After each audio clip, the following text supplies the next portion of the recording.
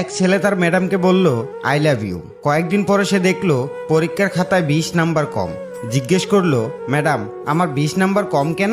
Madam বললেন, তুই বিয়াদবি করেছিস তাই নাম্বার কাটা হয়েছে।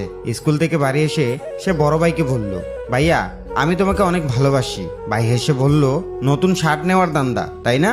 তারপর সে তার বোনকে বলল, তোমাকে আমি অনেক ভালোবাসি। বোন বলল, তোর কাপড় চোপড় ধোয়ার সময় হয়েছে তাই না?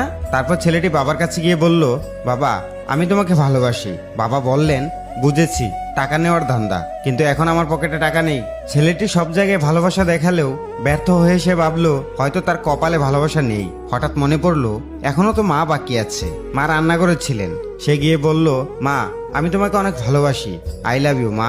মা হাসি মুখে বললেন, এটা কি আবার বলতে হয় নাকি, দুষ্টু কোথাকার। তারপর রান্না শেষে মা টেবিলে অনেক খাবার সাজালেন। ছেলেটি অবাক হয়ে বলল, মা এত খাবার কার জন্য? মা মুচকি হেসে বললেন, এই যে আমাকে আই লাভ ইউ বলেছিল তার জন্য। সেই দিন ছেলেটি বুঝলো পৃথিবীতে নিঃস্বার্থ ভালোবাসা সবচেয়ে বড় নাম মা। হ্যালো বন্ধুরা, মার ভালোবাসা সব ভালোবাসার চেয়েও শুদ্ধ এবং নিঃস্বার্থ।